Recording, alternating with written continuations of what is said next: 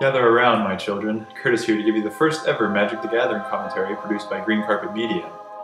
The first introduction goes to the green-blue deck Ravaging Swarm, played by Boog.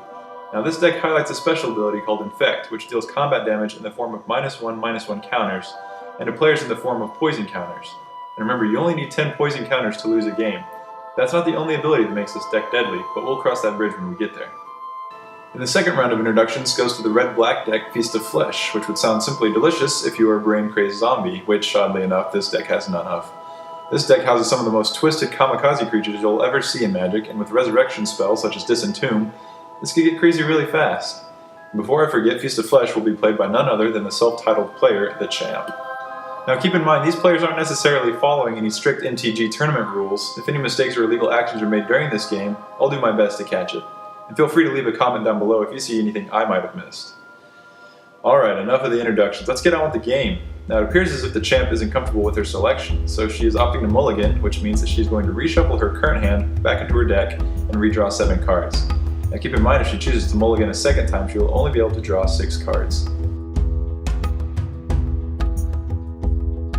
Boog's hand is looking good, and she has decided to stay.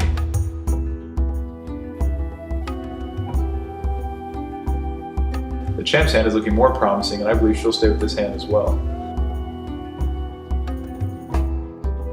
Now Boog won the coin flip and is going to be playing first. She draws Fuel for the Cause, a counterspell that also has the ability to proliferate when casted.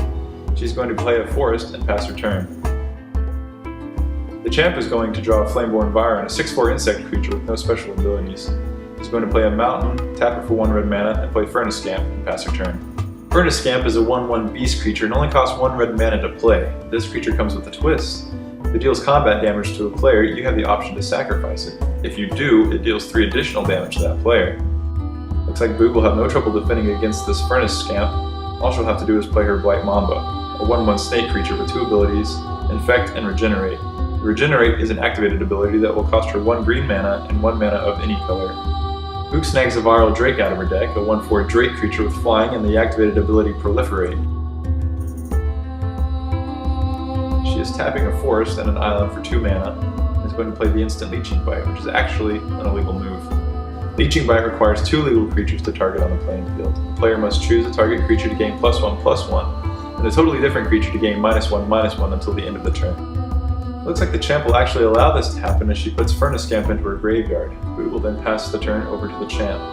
Lovely shot of the Furnace Scamp in the graveyard. And the Champ will untap and draw a mountain. She'll be playing a swamp and then briefly ending her turn.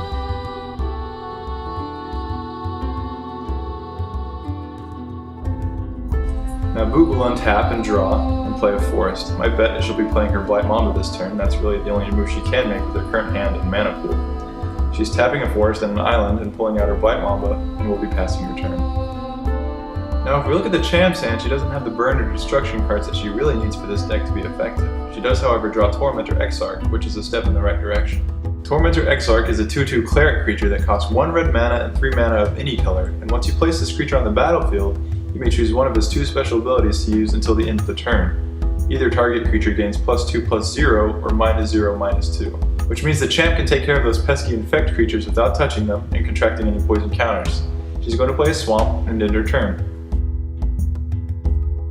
Boog is going to perform the standard untapping procedures and once again draw a forest and play that forest. She'll tap 3 forests and 1 island and play Viral Drake. Now keep in mind that the Champ does have the Tormentor Exarch, and with all of Boog's lands tapped, she won't be able to regenerate her Blight Mamba. However, Boog will be applying 1 poison counter to the Champ and ending her turn. Back over to the Champ's side, she's going to draw a swamp and play a mountain. She taps all her lands for 4 mana and will be playing Tormentor Exarch, whose ability will target Blight Mamba, bringing the snake's power and toughness to +1/-1, which means this card will go to Boog's graveyard. The Champ has ended her turn, and Boog will untap her cards and once again draw a forest and play that forest. She taps 3 forests and an island for 4 mana and will be playing Trigon of Infestation. This card is an artifact that enters the battlefield with 3 charge counters on it. It has 2 abilities. The first ability requires the player to pay 2 green mana and tap Trigon of Infestation, giving the card an additional charge counter. The second ability requires 2 mana of any color and to tap Trigon of Infestation. This allows the player to put a 1/1 green insect creature token with Infect onto the field. Boog will attack with her Viral Drake and apply 1 poison counter to the champ. The champ now has a total of 2 poison counters, putting Boog 1/5 of the way to victory. But keep in mind, she has left herself wide open for a counterattack. Now back over to the champ's side. She will untap her cards and draw Blister Stick Shaman, a 2/1 Goblin Shaman creature that deals 1 damage to target creature or player when it enters the battlefield. This card might come in handy this game. Infect creatures generally tend to have very low toughness, and 1 damage could play a pivotal role in the overall outcome. The champ plays a swamp and attacks with Tormentor Exarch for 2 damage, dropping Boog's total health to 18. But it looks like the champ isn't done yet. She's going to tap 5 lands and play Scoria Elemental, a 6/1 elemental creature with no special ability, and end her turn. Boog will untap and draw Glistener Elf, a 1/1 elf warrior creature with Infect. She will tap a forest for 1 mana and will play Glistener Elf. We are now over to the Trigon of Infestation perspective, and it looks like Boog will be paying 2 mana and tapping Trigon of Infestation to pull out a 1/1 insect creature with Infect for some additional defense. She will then end her turn. Back to the champ side, where she'll be untapping her creatures and lands. Looks like she's going to draw the enchantment card Parasitic Implant. She's going to play a mountain and tap 2 mountains and a swamp and play Blister Stick Shaman. Looks like the champ will use Blister Stick's ability on Glistener Elf, which will deal 1 damage, destroying Boog's creature. The champ now feels secure enough to attack with Tormentor Exarch and Scoria Elemental. Scoria Elemental will be blocked by Boog's Insect token, and Tormentor Exarch will be blocked by the Viral Drake. Now, since both Scoria Elemental and the Insect token have a toughness of 1 and both do at least 1 damage, they will both be destroyed. However, neither Tormentor Exarch or Viral Drake will be destroyed, but Tormentor Exarch will gain a -1/-1 counter from Viral Drake's Infect, and Boog will take 0 damage. It looks like Boog has plenty of lands to play Inexorable Tide, which is a godly enchantment card for this deck. She draws an island and plays that island.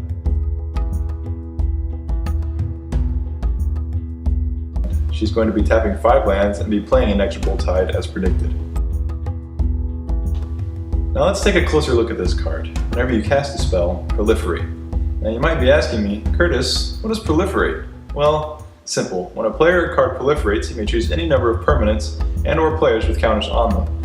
Then give each another counter of a kind already active. So for instance, if a card has a +1/+1 counter, you may add on an additional +1/+1 counter when you proliferate, essentially increasing power and toughness by +2/+2. Now you can see where this could come in handy in an Infect deck. Not only does it increase +1/+1 and -1/-1 counters, but it also increases poison and charge counters.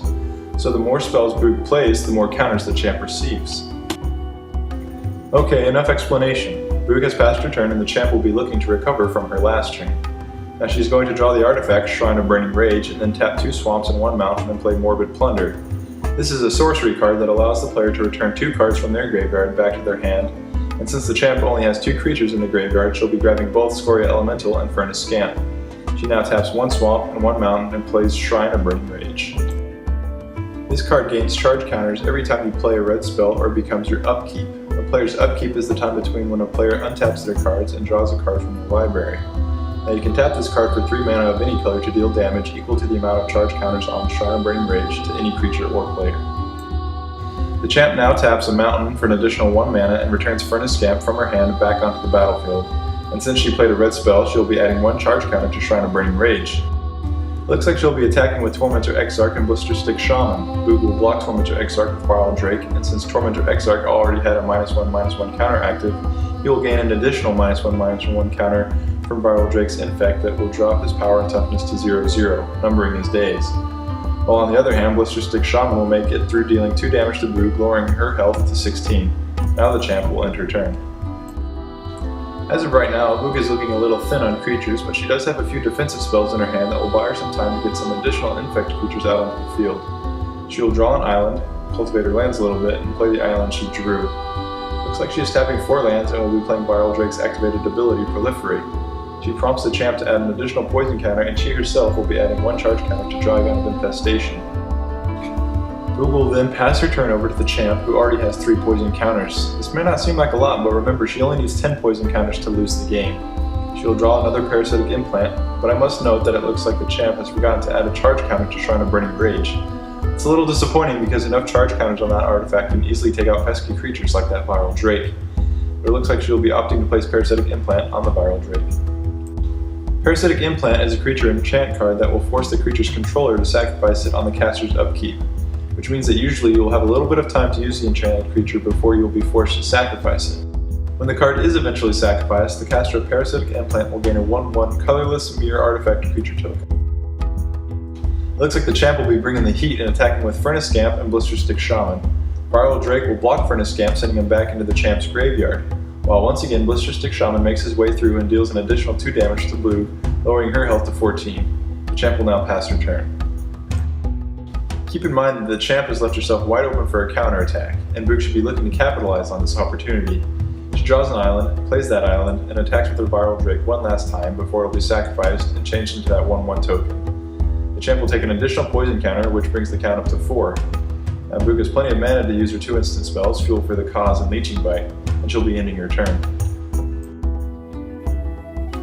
Okay, now the champ must be feeling a little more comfortable with the playing field. Not only does she gain that 1/1 colorless mirror from her Parasitic Implant, but Boog's board has been wiped clean of creatures.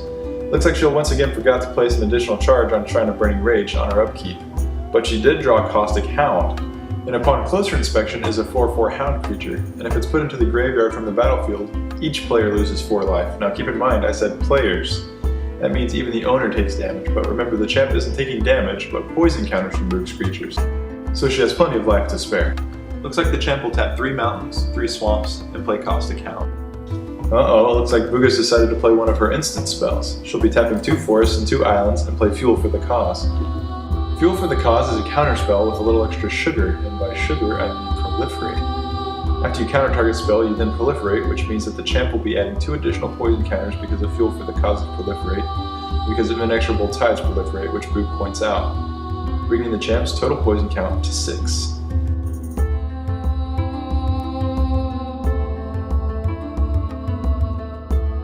Champ isn't going to back down as she goes straight in with Blister Stick Shaman. Oh! However, it looks like Boog isn't done yet. She plays Leeching Bite and chooses Blister Stick Shaman to gain -1/-1, and the Mirror token to gain the +1/+1.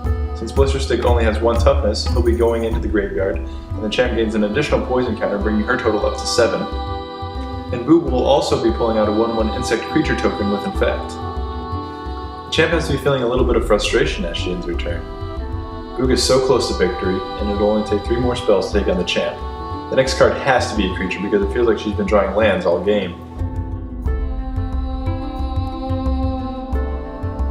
She taps 2 forests and an island for 3 mana and plays Viridian Betrayers.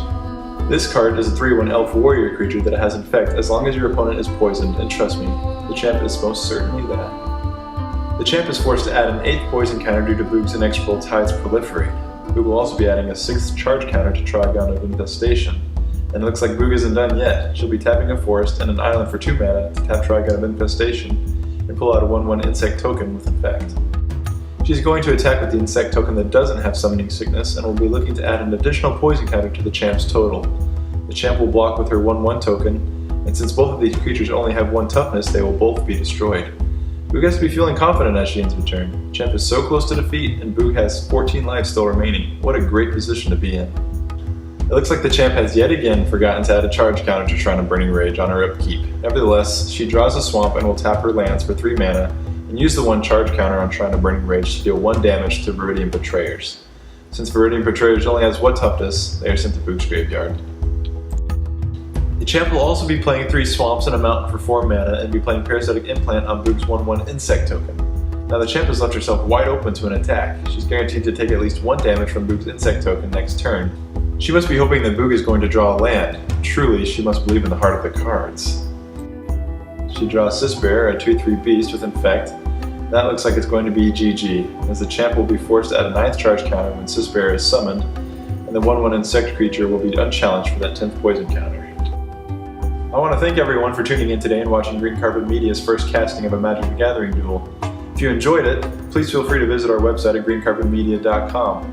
Just a heads up, before you visit the site, it doesn't have a lot of content up yet, but please feel free to look around and give us your feedback.